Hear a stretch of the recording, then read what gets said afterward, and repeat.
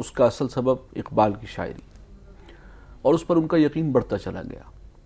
چنانچہ وہ اقبال کے شعر بہت کوٹ کرتے تھے، گر تمہیں خواہی مسلمان زیستن، نیست ممکن جز بقرآن زیستن، اور وہ زمانے میں معزز تھے مسلمان ہو کر، اور تم خار ہوئے تارک قرآن ہو کر۔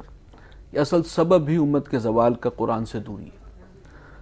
ان کا یہ گہرا احساس تھا کہ قرآن کتاب ہدایت ہے، لیکن آج خود امت اس ہدایت سے محروم ہے۔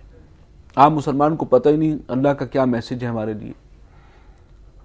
نو انسانہ پیام آخری حامل رحمت للعالمین، اقبال نے کہا ہے نا، تو وہ آخری پیغام جو اللہ نے نو انسانی کو عطا کیا، کامل جو کتاب ہدایت تھی اسی کو پیچھے ڈال دیا۔ مسلمان اس سے بالکل بے بہرا ہے، اسے معلوم ہی نہیں، اور اصل سبب بھی زوال کا یہی ہے۔ چنانچہ قرآن کو اب عوامی درس قرآن کے ذریعے کہ لوگوں کو معلوم ہو، اس کے اندر حکمت بھی ہے، اس میں معرفت کے موتی بھی ہیں، اس میں رہنمائی بھی ہے، اسی سے ایمان کے حصول کے لیے یہی بنیاد ہے، منبع ہے، سرچشمہ ہے، یعنی کیریکٹر بلڈنگ بھی وہیں سے کیریکٹر بلڈنگ بھی وہاں سے ہے، اور ایمان و یقین کی دولت بھی یہاں سے آتی ہے۔ اور پھر یہ کہ انسان انٹلیکچوئل لیول پر بھی اگر اس کو کوئی ذہنی تسکین مل سکتی ہے تو اس کا واحد ذریعہ بھی قرآن ہے، ہر فکر و فلسفہ پر وہی غالب ہوگا، ہر پہلو سے۔ اور وہ یہ بات بھی اقبال سے انہیں ملی تھی کہ نہ کہیں جہاں میں اما ملی، جو اما ملی تو کہاں ملی، میرے جرم خانہ خراب کو تیرے عفو بندہ نواز میں۔ تو واحد جو راستہ ہے وہ یہ ہے کہ ہم اس قرآن کو مضبوطی سے تھامیں۔ قاضی حسین احمد صاحب ہمارے ساتھ لائن پہ ہیں۔ السلام علیکم قاضی صاحب۔ وعلیکم السلام ورحمۃ اللہ۔ آپ خیر و عافیت سے ہیں؟ الحمدللہ۔ قاضی صاحب، ڈاکٹر اسرار صاحب کے صاحبزادے عاقب سعید صاحب تشریف فرمائے ہیں ہمارے ساتھ، اور میں چاہتا ہوں کہ آپ ڈاکٹر اسرار صاحب کے بارے میں اپنے تاثرات کا اظہار فرمائیں۔ جی عاقب سعید صاحب، السلام علیکم ورحمۃ اللہ۔ وعلیکم السلام ورحمۃ اللہ وبرکاتہ۔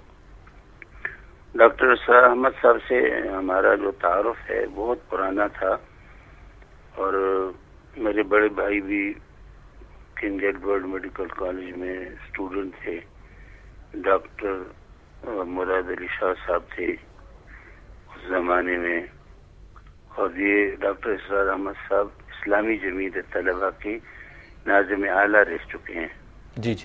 تو اس زمانے کے تعلقات، میں تو اگرچہ جونیئر تھا، لیکن میں جونیئر ہونے کے باوجود اسلامی جمعیت طلبہ کے سارے سینئر ساتھیوں اور لوگوں سے واقف تھا، اور ان کے ساتھ میرا تعلق تھا اور قلبی تعلق بھی تھا۔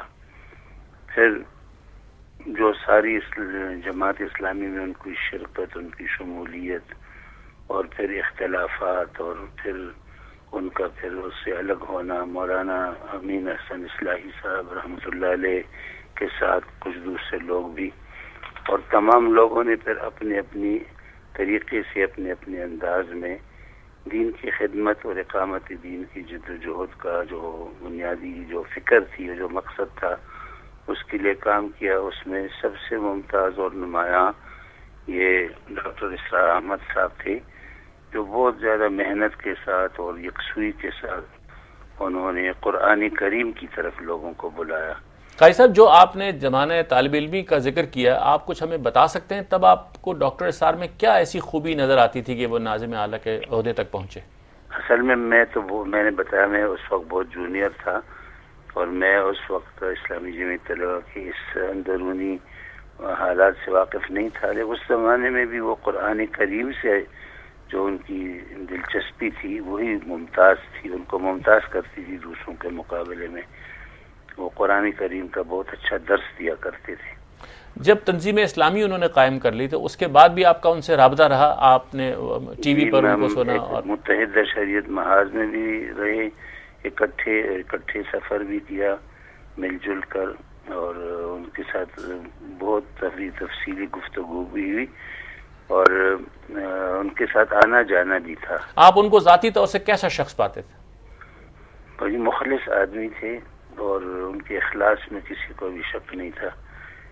دین کی اور اقامت دین کی جد و جہد میں ان کا اخلاص وہ بالکل ہر شک و شبہ سے بالاتر تھا، اور یہ ان کی جو اخلاصی ہے وہ انسان کو ممتاز کرتی ہے اور محبوب بنا دیتی ہے دوسرے لوگوں کے لیے۔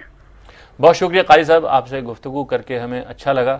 بہت نوازش. خدا حافظ. آپ فرما رہے تھے مولانا مودودی کے ساتھ پھر جو سلسلہ ڈاکٹر اسرار کا قائم ہوا اور اس کے اندر انہوں نے قرآن کے لحاظ سے اپنی دعوت کو پہلے فوکس رکھا تدریس قرآن کے لحاظ سے, اور ہم یہ بات کر رہے تھے کہ وہ ایک مختلف چیز تھی بالکل کہ انہوں نے لوگوں کو عوامی درس قرآن کا رستہ دکھایا, اور اس میں اکثر وہ ذکر کرتے تھے مولانا آزاد کا بھی اور کبھی ذکر کرتے تھے مولانا محمود الحسن صاحب دیوبندی کا بھی, کہ انہوں نے ان سے اس چیز کو پایا کہ امت کی اصل خرابی یہ ہے کہ قرآن سے دور ہو گئی. جی ہاں, یہ تائید ان کو ملی.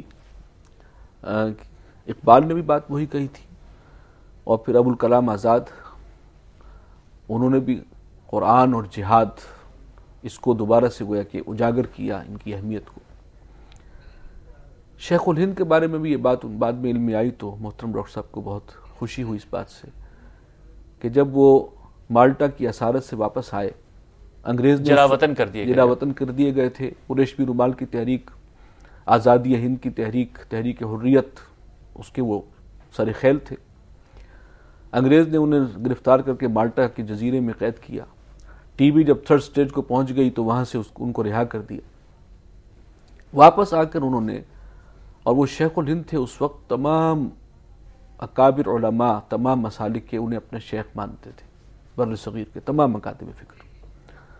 چنانچہ انہوں نے آ کر جو خطاب کیا علماء کے مجمع سے تو فرمایا کہ میں نے جہاں تک جیل کی تنہائیوں میں غور کیا تو مسلمانوں کی پستی اور انحطاط کے دو اسباب معلوم ہوئے, ایک قرآن کو چھوڑ دینا اور دوسرے آپس کے اختلافات.